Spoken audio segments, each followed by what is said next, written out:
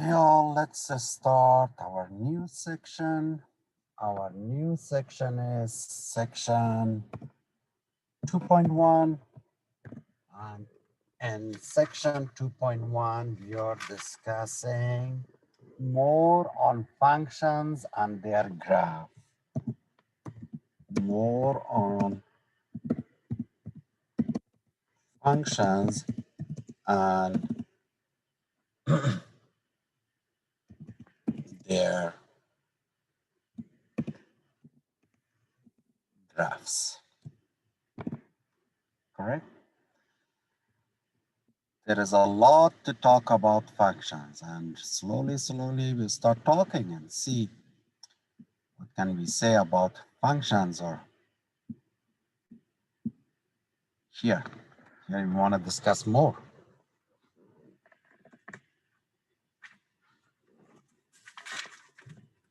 Let's start with the interval of increase. Let me change the color to black.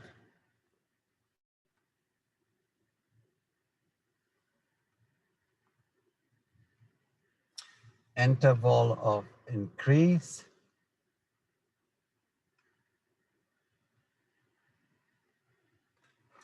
and decrease.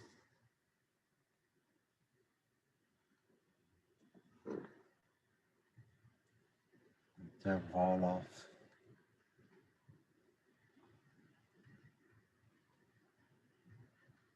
increasing and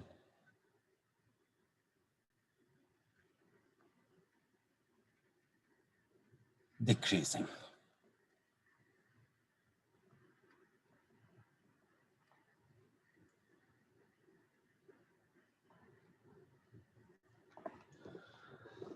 What is interval of increase or what is interval of decreasing? In your book, they put a topic, increasing and decreasing functions. Yes, may some functions are totally be increasing and some of them decreasing, but there are functions that they are increasing and decreasing in each single interval, correct? That's why I choose this topic, interval of increasing and decreasing. Now, I will draw here a graph for you, and in this graph, I will explain to you how you should know in which interval the function is increasing and which interval the function is decreasing. Let me draw here, for example,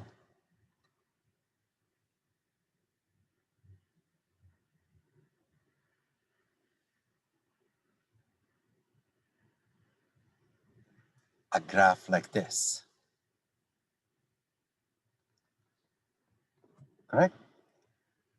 Let me choose 2 points on this graph. For example, this point.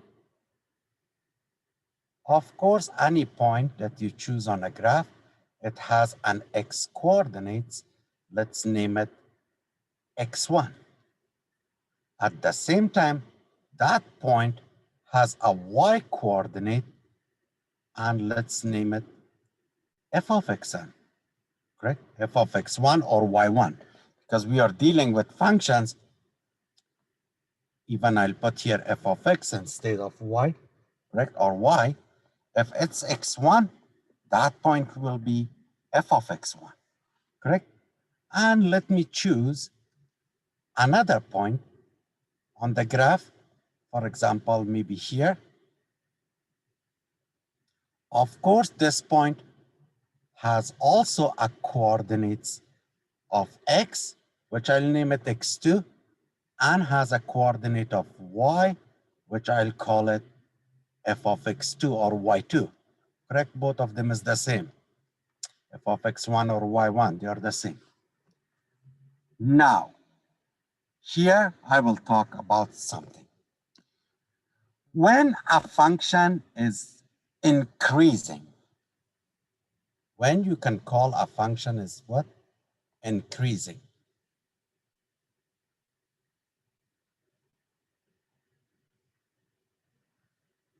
What's the condition or what is the criteria?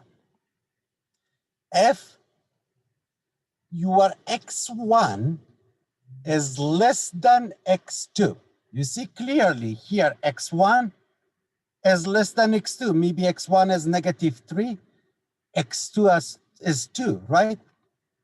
x1 is definitely less than x2. But f of x1 is also less than what? F of x2. Or in some books, they are saying y1 is less than y2, which is the same. These two is the same, right? If you see such a case that x1 in a given interval, even let's name this interval from here to here. Let's name this interval from here to here. Let's name it interval I. In a given interval I, correct? Your function, if you see x1 is less than x2, and f of x1 is also less than f of x2, then you know that your function in this interval is increasing, correct? Now look at here.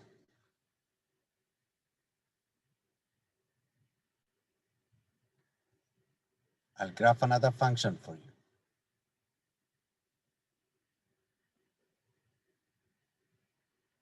Oh, a straight line. This time, let's deal with the line. Let's say a closed line.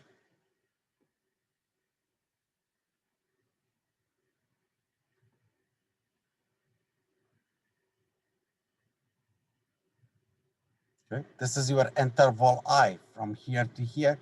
This is your interval I, or we can call it this domain from here to here, right? Let's pick 2 points on it. This point is x1.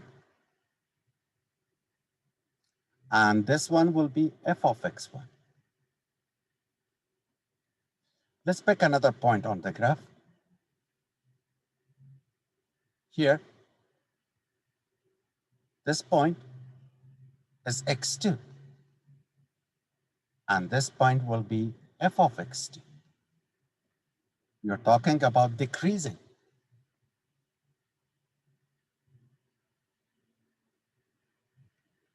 Interval of decrease. If you clearly see here that x1 is less than x2. But compare f of x1 with f of x2. Easily in this graph, you can see that f of x1 is actually greater than f of x2.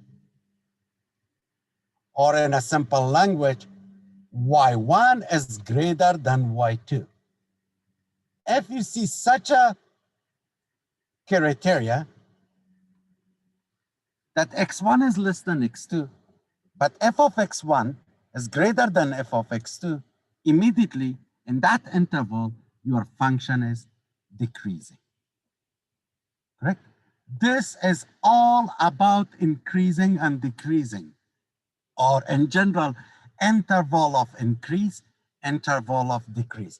Remember from school or maybe intermediate algebra, even we will discuss it again in this book, the exponential functions, the graph of exponential functions. One of them is like this. I think your teacher on that time told you, oh, exponential function, this function is a increasing function, or even they have a special name. We call it exponential growth. Or the other one, some teachers, they explain it as exponential growth or decay. But I saw some teachers are saying, oh, it's an increasing function. It's a decreasing function. Some of them, they had this shape. Correct? they name it decreasing function or exponential decay, correct? The reason, if you pick up two test points on any function, immediately in an interval, right? Immediately you know if your function in that point is in that interval is increasing or decreasing. Correct? Let me copy an example from your book. Only one example will be enough because we already did explanation was also like examples. I'm trying to draw a good function here for you, a good graph. My hands are shaking with this electric pen.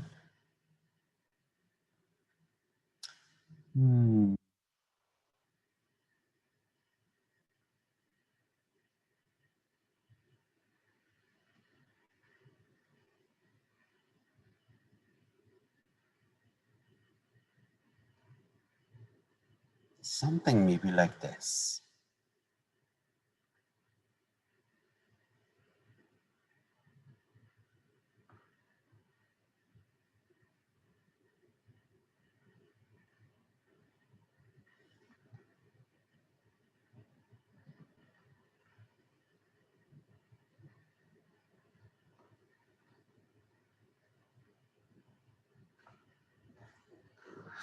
A graph of a function is given to you here. We will ask you, find the interval of increase and decrease, or the intervals of increase and decrease. Some of them, they have money, correct? Interval, let me explain. When you're looking for the interval of increase and decrease, it's much easier for you to do this. Immediately draw your only x-axis, not y. Here is 0. Look at the points. Which points are important? This one is giving as a 1, and you have 5. On the right side, nothing actually is marked, correct? Of course, here you have negative infinity. Here you have positive infinity. Now they are asking you to find the interval of increase and interval of decrease. Actually, in this graph, how many intervals we are dealing with, correct? How many intervals we are dealing with? One of the intervals is from negative infinity to where? To,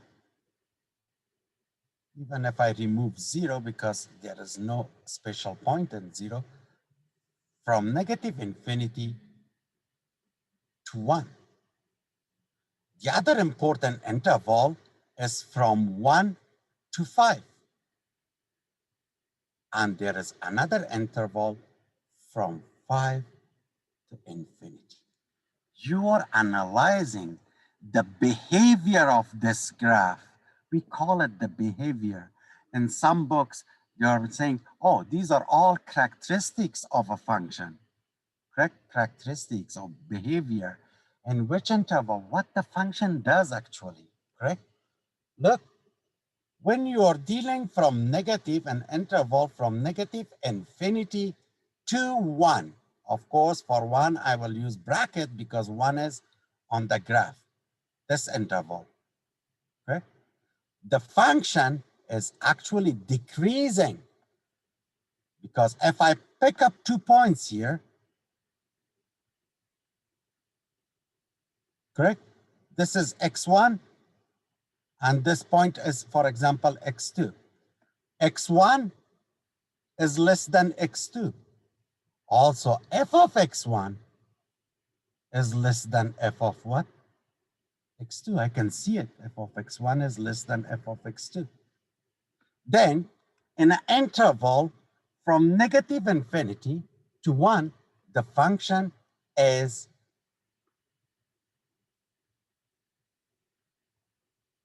this one is, I'm sorry, the names went wrong.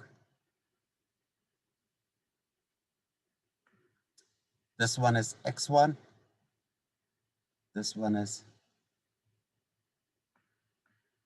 x2, right? Did I name it correctly? Yeah.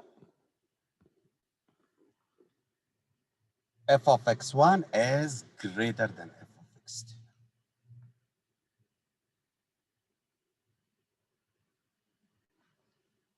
Your f of x1 is less than x2, but f of x1 is greater than f of x2. Then in this interval, your function is decreasing. Look at from 1 to 5, from this point to this point. Let me change the color. From this point to this point. If you pick up two test points, name this one x1, and for example, pick up this point, name this one x2, you see x1 in an interval from 1 to 5, x1 is less than x2. F of x1 is also less than f of x2. Correct? Then the function is again in this interval decreasing. Correct?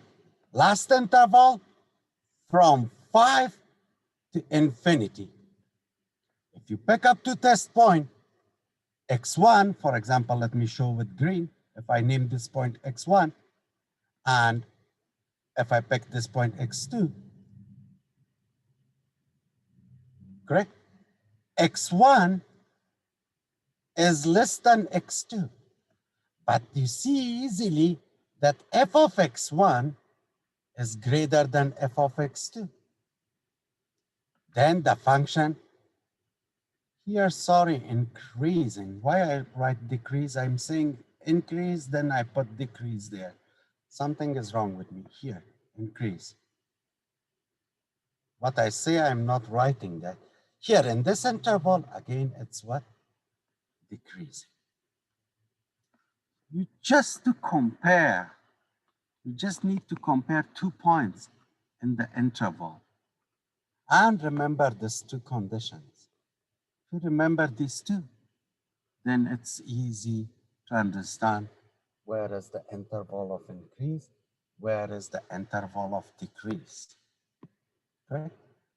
Even in your book, they mention constant. Constant means such a line, for example. I'm not focusing too much on constant.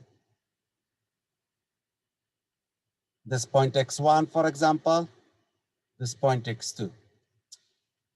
If x1 is equal, x1 is less than x2 or greater, it doesn't matter. But f of x1 is always equal to f of x2. They're equal in this case, you see, oh, in this interval, the function is actually constant.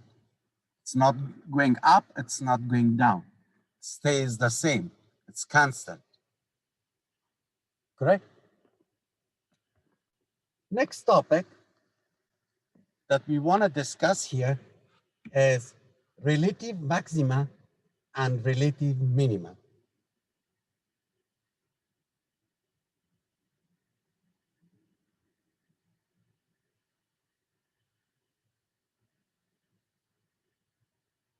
Relative maxima and relative minima.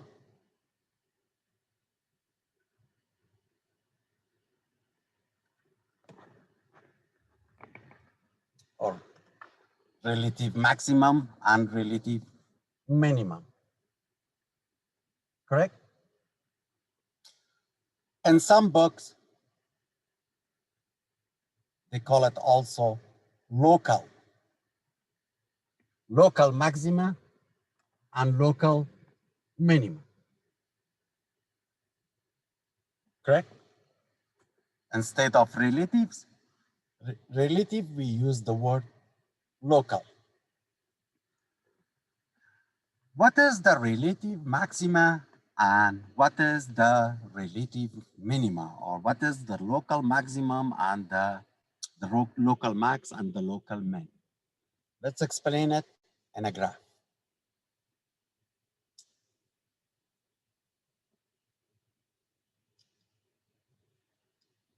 This is X, this is Y.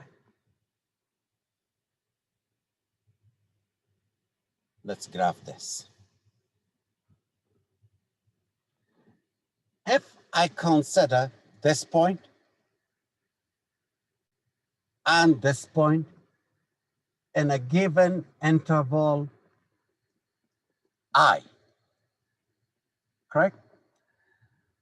If I name this point, for example, B, and this point, for example, A, right? Let's name this one B. Let's name this point A. If you focus on A, on this point, if this point is A, here definitely will be what? F of A, right?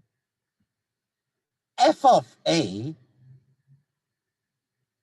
is actually greater than f of x. What does it mean? It's written in this way in your book, that f of A is greater than f of x.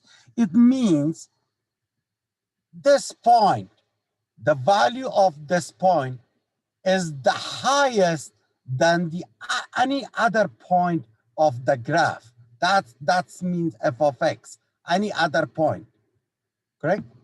The highest point in a given interval of a function, we call it local max. And the lowest point, which is f of p, then less than f of x, we call it what? The minimum or the min of a function, or local min. Correct? If f of a is greater than f of x, let's call it max. If f of b is less than f of x, we call it what? The minimum point. In your book, they are not discussing the absolute max and absolute min. And I don't want to even add that, because if it's not in your book, why I should create more problem for you? I'm not going to discuss that. But remember, some functions, they have local max and min, and they have absolute max and absolute min, or absolute maximum and absolute minimum. Just quickly, I'll graph something for you here to tell you that it's not always about local.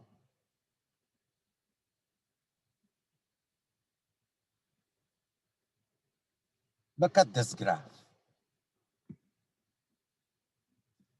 Here I have minimum point. Here I have minimum point. Here I have another minimum point. Correct? Here I have a max. Here I have a max.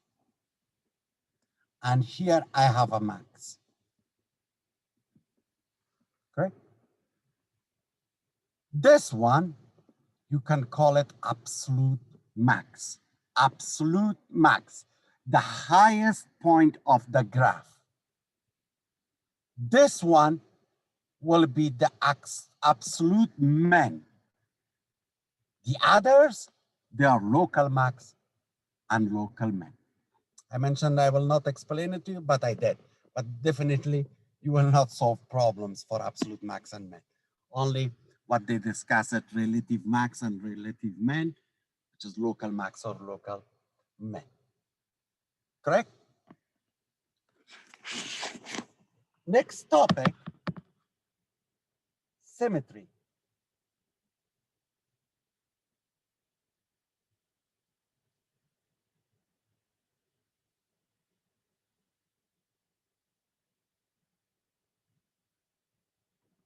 Or even you can call it test for symmetry.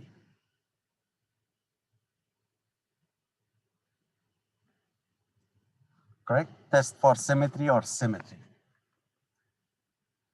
There are three beautiful graphs on page 238 of your book. I'll try to graph it here for you, copy them, but I cannot draw that beautiful, like what it is in your book. And we will explain here a few things for you.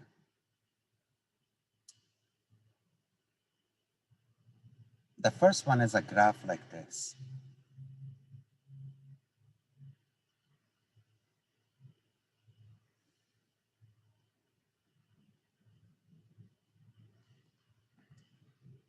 The second one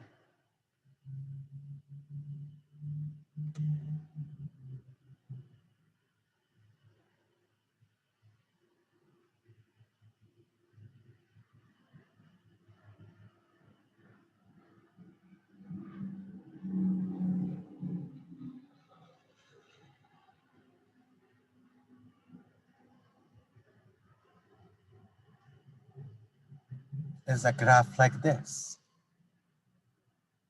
Now, let's first discuss these two. Let's talk, for example, about this point in the first graph. Correct? The coordinates, if I name here x, this one is definitely negative x. Here, the coordinates is the same, y. Correct? It means this point is the coordinates is x and y. This point, the coordinates is negative x and y. Correct? In other words, if you have, if the value of x, which is distance from 0 to here, and negative x gives you the same value of y, you can say my graph is symmetric about y axis.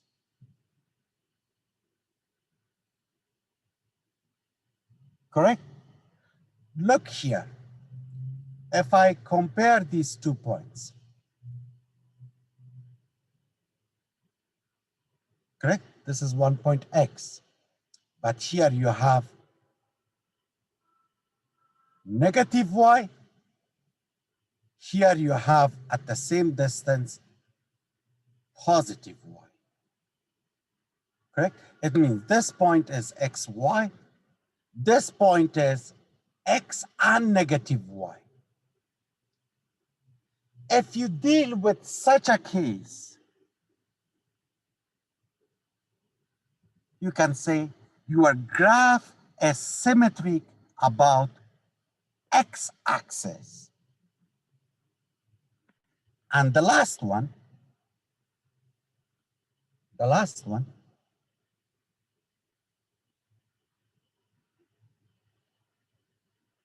look at this graph.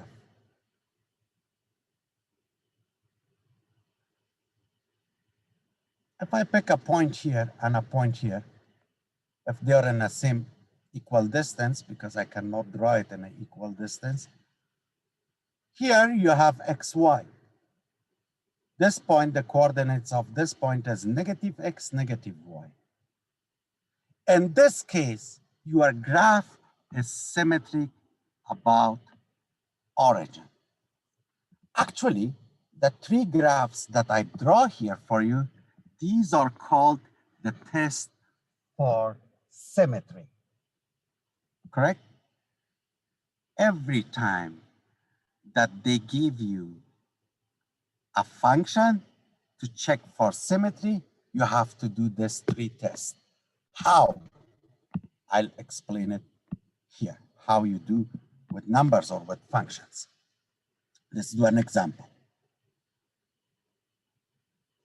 F of x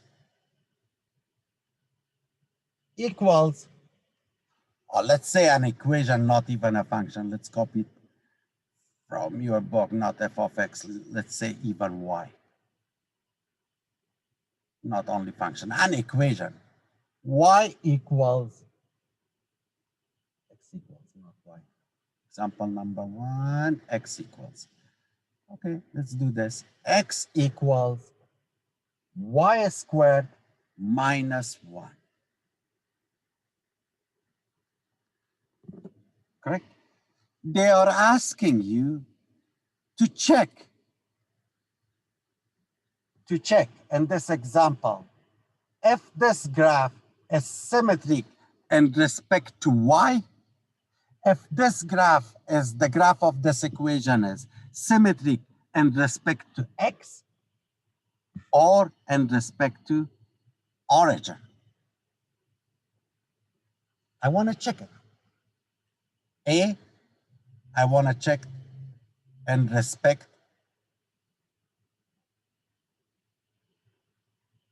to, let's say the first one in respect to x or respect to y.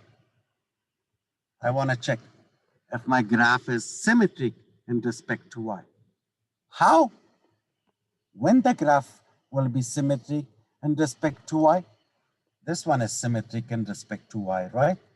When x, when you replace x with negative x and you end up with the same point.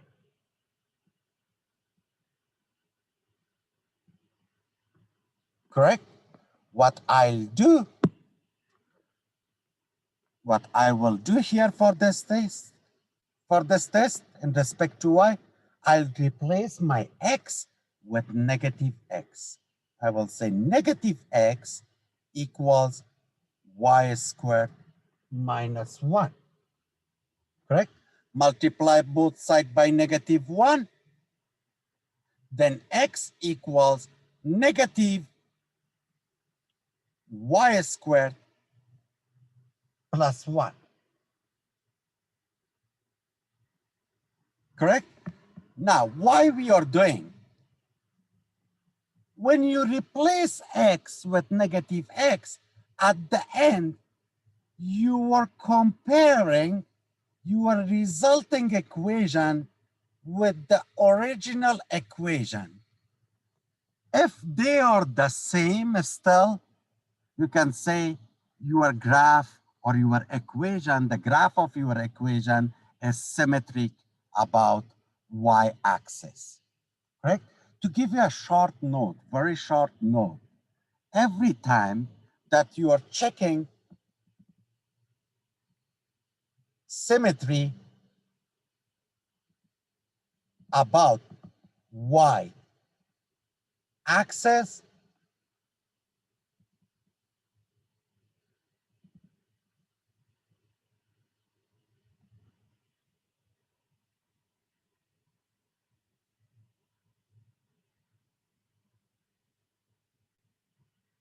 correct?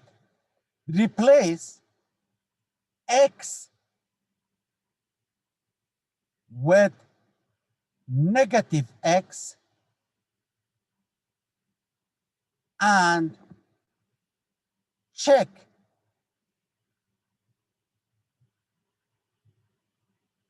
if the resulting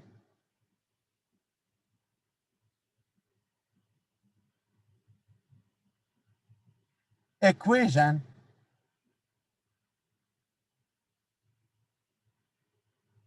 is the same as given, correct? Every time that you check for symmetry about y-axis, replace x with negative x, and do the operation, simplify, and see if your resulting equation is equal or the same as given equation. Yes, your function is, or your equation is symmetric about y. If not, of course not. Correct? Here we see that the resulting equation is not the same as given. Correct? In this case, we say, oh, this equation is not symmetric about y. Let's check if this equation is symmetric about x. We have y equal, sorry, y not x. Every time I'm writing y equals, then in this problem is x equal. That's kind of making me confused. X equal y squared minus 1. We are going this time to check symmetry about x-axis. To do that, replace y with negative y. Correct? It means write this. X equals, I'll replace y with negative y. Negative y squared minus 1. Correct? What is negative y squared? Negative y squared gives you back y squared, positive, minus 1. Now, I am comparing my resulting equation with the given original. If they are the same, then the graph of this equation is symmetric about x-axis. Definitely, you see here that the resulting equation and the given equation, they are the same. They are the same. Then you see, yes, this graph is symmetric about what? About x-axis. Correct? Let me do another one also for you.